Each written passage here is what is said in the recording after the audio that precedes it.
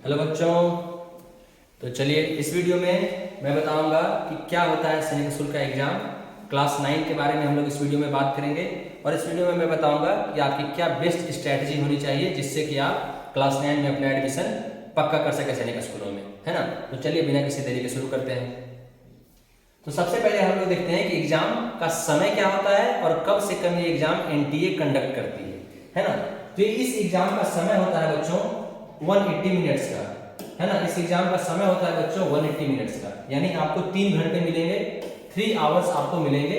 और कब से कब तक एग्जाम होगा बच्चों? तो ये होगा दोपहर के 2 बजे से शाम के 5 बजे तक।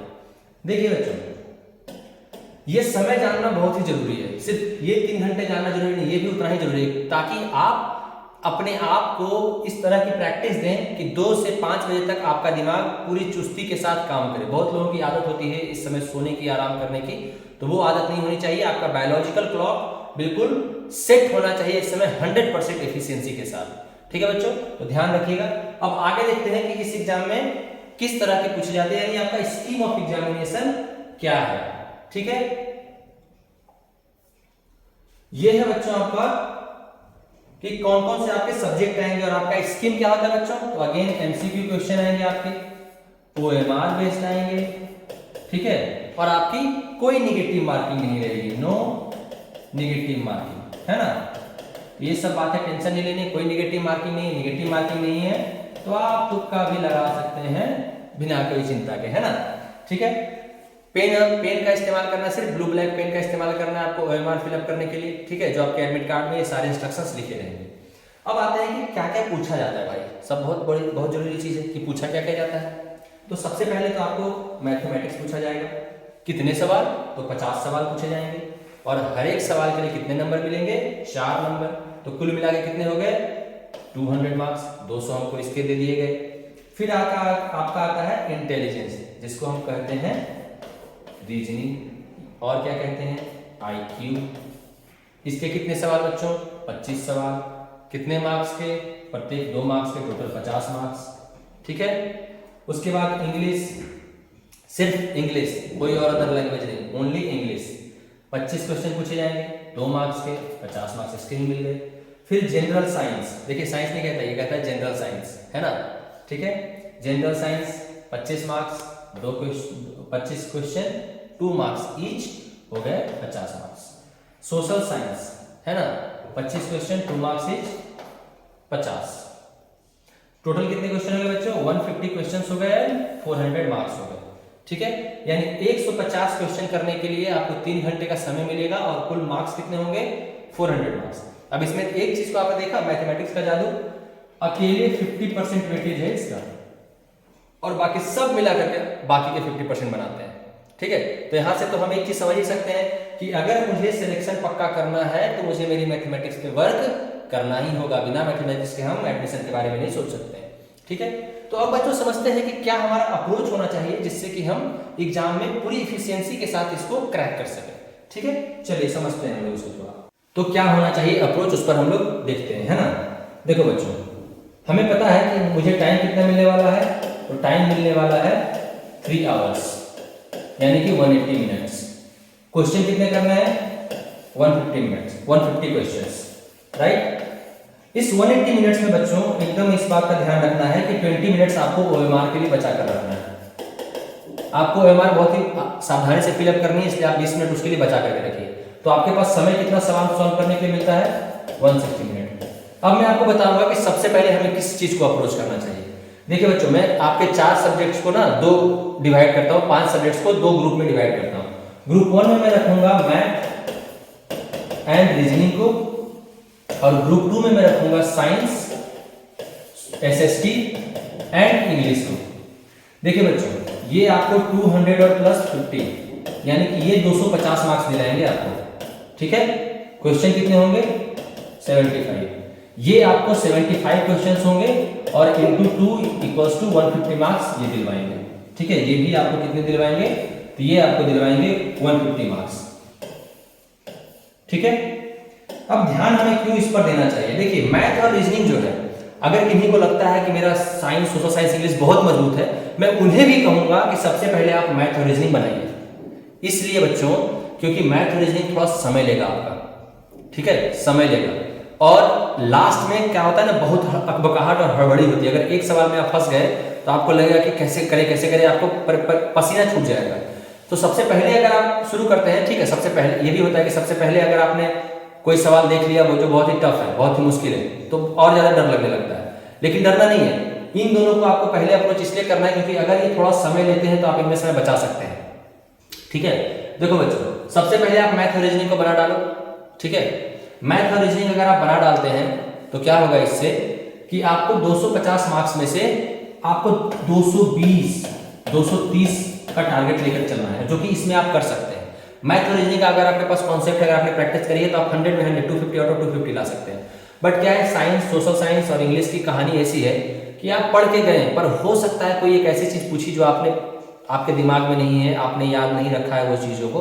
बहुत सारे इसमें मेमोरी बेस्ड क्वेश्चंस भी आते हैं, है ना, वो क्या कुछ ऐसा पूछ दिया, सोशल साइंस में कोई ऐसी डेट, कुछ ऐसी चीज़ पूछ दी, साइंस में भी कुछ ऐसा फैक्ट पूछ दिया, बायोलॉजी में या किसी भी चीज़ में जो आपको नहीं समझ आ रहा है, तो आप कुछ नहीं कर सकते हैं इसमें आप दिमाग नहीं लगा सकते हैं। बट यहाँ आप दिमाग लगा करके हर तरह के सवाल का जवाब दे सकते हैं, ठीक है। तो इसीलिए सबसे पहले हमको इसको अप्रोच करना चाहिए, इस पर जाकर के इसको फोड़ना चाहिए पहले, ठीक है।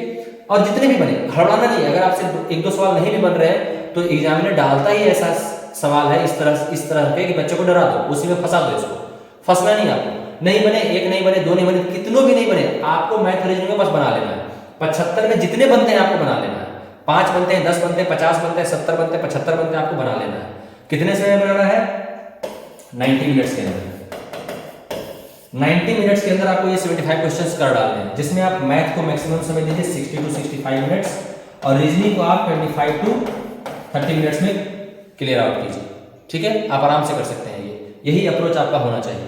अब आपके पास इसके लिए बचेंगे बच्चों, इसके लिए बचेंगे आपको, यहाँ पर आपने 90 मिनट्स ले लिया तो कितने बचे? 160-70 मिनट्स बचे आपके पास, जिसमें आपको करने हैं 75 क्वेश्चंस, जो कि आप आराम से कर सकते हैं 60 मिनट्स के अंदर, जो मैं बता रहा हूँ उस तरीके से। एसएसटी में आप 15 मिनट से ज्यादा मत लीजिए, जो आपको याद है मारते जाइए, जो आपको नहीं याद है उसमें भी आप एक अनुमानित जो आपको बेस्ट लग रहा है उसको लेते जाइए। साइंस में आप दीजिए 20 to 25 मिनट्स और बाकी जो बचा इंग्लिश में उसमें आप दीजिए 25 मिनट्स to 30 मिनट्स, ठीक है। आप इस तरह से इसको फोड़िए और इन दिनों में आपको जो सबसे आसान लगता है उसमें आप सबसे कम समय दीजिए, जो आपको थोड़ा लगता है सोचना है उसमें आप थोड़ा समय अपने हिसाब से एडजस्ट कर सकते हैं। 60 मिनट्स में जब आप इसको अप्रोच करेंगे बच्चों तो आपके पास 10 मिनट का बफर टाइम रहेगा, जिसमें आप यहाँ पर छूटे हुए सवालों को वापस से जाकर के देख सकते हैं। आपको कोई कॉन्सेप्ट, कोई फॉर्मूला याद नहीं आ रहा था तो आप देख सकते हैं, जिसको जाकर के आप सॉल्व कर सकते हैं लंबे मेथड से भी, ठीक है। तो यहाँ पर आप उस समय आ सकते हैं, शुरुआत में नहीं फंसना है, ठीक है। एकदम ध्यान रखना है 90 मिनट्स जैसे ही बोला 1 घंटा 30 मिनट हो गया बच्चों, आपको इसमें स्विच करके बना लेना है। 2 घंटा जैसे ही होता है, जैसे ही आपका एग्जामिनर कहता है कि 2 घंटा 30 मिनट हो चुका है बच्चों, ठीक है, आपको सबसे पहला काम क्या करना है? सबसे पहले बच्चों OMR फिलअप करना है, सब कुछ छोड़ करके OMR फिलअप करना शुरू कर देना है, ठीक है। और OMR जितना आपने बना रखा है उसको OMR में पक्का कीजिए, डालिए, ठीक है, जिस पर आपको फुल भरोसा है। और फिर उसके बाद ही आप उन कंफ्यूजन वाले क्वेश्चन को लगाना शुरू कीजिए जिस पर आपको लगता था कि कुछ थोड़ा एक बार देख लेंगे हम, ठीक है। और फिर उस समय आपको जो अच्छा लगता है आप बनाते जाइए, कलर करते जाइए, बनाते जाइए, कलर करते जाइए, ठीक है बच्चों। इन पूरे अप्रोच को रखना है। और एक जो सबसे इस पूरे एग्जाम के दौरान जो आपको सबसे खास बात का ध्यान रखना है बच्चों कि किसी भी हालात में डरना और हड़बड़ाना नहीं है। आपसे 2 सवाल नहीं बने तो ये नहीं कि परेशान हो गए कि अब क्या होगा, मेरा एग्जाम होगा कि नहीं होगा, रिजल्ट होगा कि नहीं होगा, कहीं मैं फेल तो नहीं कर जाऊंगा, कुछ नहीं है, सब सोचना है। 2 नहीं बने, 3 नहीं बने, आपको गहरी सांस लेनी है, थोड़ा डर अगर लग रहा है तो। और जो बन रहे हैं बच्चों आप एकदम मन को शांत करके पहले बना डालिए, तभी आपका रिजल्ट पक्का होगा। अगर आप अकबका गए उस समय, उसमें हड़बड़ा गए तो आपको जो सवाल आते हैं वो भी आप गलती कर बैठोगे, ठीक है। तो किसी भी सिचुएशन में हड़बड़ाना नहीं है। ये सबके साथ होता है बच्चों, अच्छे अच्छे बच्चों के साथ होता है, क्योंकि हो सकता है जिस सेट में आपको मिला हो ना उसमें वो हर पेपर में, हर सब्जेक्ट में 2-4 अच्छे सवाल एग्जामिनर डालता ही है, और हो सकता है वो 2-4 अच्छे सवाल आपके पास एक ही साथ मिल गए, तो आप हड़बड़ा के कह रहे ये भी नहीं बना, फिर उसके बाद वाला भी नहीं बना, फिर उसके बाद वाला भी नहीं बना, ये सोच करके आप हड़बड़ा जाते हैं। ये नहीं करना है, ठीक है, ये बिल्कुल नहीं करना है। वो 2-4 सवाल थे ही नहीं बनने के लिए, उसको बाद में दिमाग रखना है, उसको सोचा जाएगा बाद में। जो बन रहे हैं पहले उसको एकदम 100% फोकस के साथ बनाना है। और रिजल्ट के बारे में ये नहीं सोचना है, सोचना है कि मुझे जो आता है मैं वो तो बना के जाऊँ, ठीक है बच्चों। तो अब हम लोग देखते हैं पासिंग मार्क्स पर एडमिशन। देखो बच्चों, पासिंग मार्क्स का मतलब ये नहीं होता है कि इतना मार्क्स लाने पर आपका एडमिशन हो जाएगा। पासिंग मार्क्स का मतलब बस इतना होता है कि आपको एनटीए कंसीडर करेगी क्वालिफाइंग लिस्ट के लिए, है ना। सबसे पहला जो रिजल्ट होता है वो होता है क्वालिफाइंग लिस्ट का, ठीक है बच्चों, क्वालिफाइंग लिस्ट। और ये लिस्ट एनटीए देती है सैनिक स्कूल को, और सैनिक स्कूल इसके बाद मेरिट लिस्ट जारी करती है, ठीक है।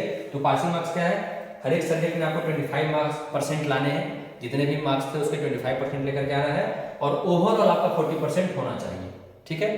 हाँ, जो SC ST लोग हैं उनको कोई भी मिनिमम मार्क्स नहीं है, पासिंग मार्क्स, ठीक है, उनका लिए कोई मिनिमम मार्क्स नहीं है, ठीक है बच्चों। तो अब हम लोग जल्दी से देखते हैं कि क्या है हमारा ओरिजिनल क्वेश्चन पेपर कैसा होता है ना। फटाफट देखते हैं हम लोग, गेट रेडी, हम लोग शुरू करने वाले हैं। तो ये है सबसे पहला, देखिए सबसे पहले आपको इस तरह का पेपर मिलेगा, यहाँ पर आपका बुकलेट कोड लिखा हुआ रहेगा, ठीक है, और यहाँ पर आपका रहेगा टेक्स्ट बुकलेट नंबर, ठीक है। ये हमारे एक बच्चे का है, देखिए कितना बढ़िया 350 मार्क्स लेकर के आया है बच्चा, है ना, लास्ट ईयर का है। ये बच्चा अभी सैनिक स्कूल नालंदा में पढ़ाई कर रहा है, ठीक है। तो आप इसी अप्रोच को फॉलो कीजिएगा बच्चों, आपका रिजल्ट भी पक्का होगा, ठीक है। ये देखिए आपका सबसे पहला पेज मिलेगा, ये इंस्ट्रक्शंस है, ठीक है। आगे क्या रहेंगे, आगे भी देख लेते हैं हम लोग। इस तरह का रहेगा, इसमें सिर्फ इंग्लिश रहेगा और कोई भी लैंग्वेज नहीं, सिर्फ इंग्लिश में क्वेश्चन लिखे हुए रहेंगे, ठीक है। सबसे पहले मैथ, हो सकता है सबसे पहले इस बार कुछ और दे, कोई दिक्कत वाली बात नहीं। तो सेक्शन ही मैथमेटिक्स इस तरह से रहेंगे, ठीक है। उसके बाद आपका इंग्लिश रहेगा। तो इस तरह से आपके पेपर आएंगे बच्चों, आपको देख लेना है ध्यान से, ठीक है। ये बस मैं आपको एक आइडिया दे रहा था कि आप एग्जाम से पहले पेपर को देख करके आप ना एकदम तैयार हो जाइए एग्जाम के लिए, ठीक है बच्चों। ये है आपका इंटेलिजेंस, फिर आपका रफ के लिए सबसे लास्ट में आपको रफ मिलेगा, तो आपको रफ कीजिए जो भी रफ करना है।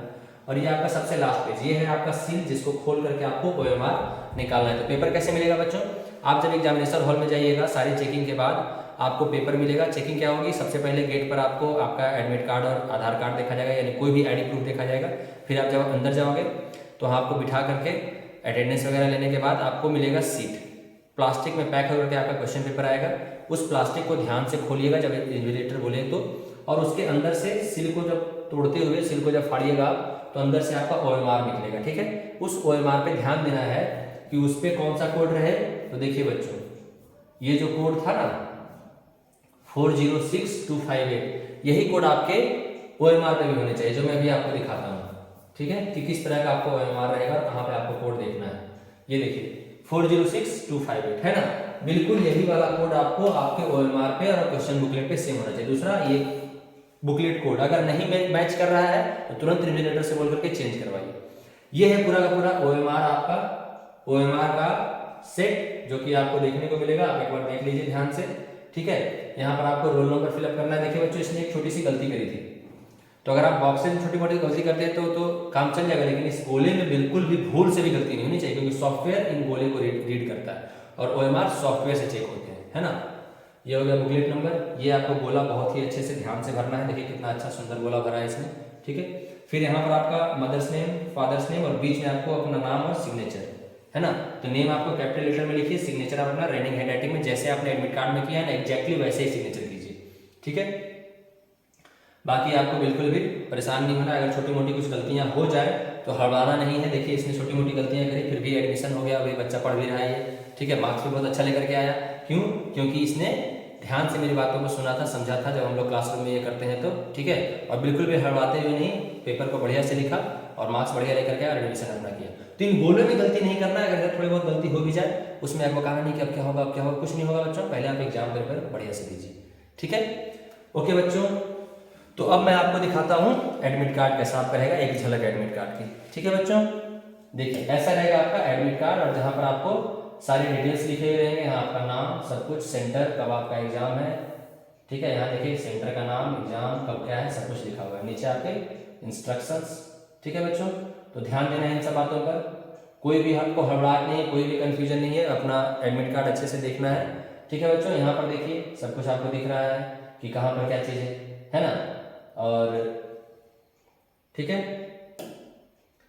इस तरह से आपको कोविड के कारण था, कोविड के समय आपको सेल्फ डिक्लेरेशन भरना होता है, तो इस बार भी अगर आता है तो आप देख लीजिएगा, अगर आपको ऐसा कुछ रहता है तो यहाँ आपको अपनी फोटो लगानी है, यहाँ सिग्नेचर करना है, लेफ्ट हैंड थंब इंप्रेशन आपको लगाना है, और यहाँ पेरेंट्स का सिग्नेचर होना चाहिए। तो वो बहुत ही अच्छे से ध्यान से ये सब सारी चीज़ें कर लेनी है आपको, ठीक है।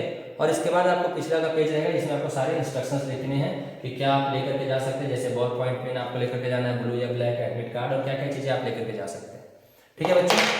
तो ये वीडियो यहीं तक। आपको कोई भी कंफ्यूजन हो, कोई भी क्यूरी हो, आप कमेंट बॉक्स में लिख करके हमें जरूर बताइए, मैं जल्द से जल्द उसका आंसर करूंगा। और आपको एग्जाम्स के लिए ऑल द बेस्ट, बढ़िया से प्रिपरेशन कीजिए और अपना रिजल्ट पक्का कीजिए। धन्यवाद।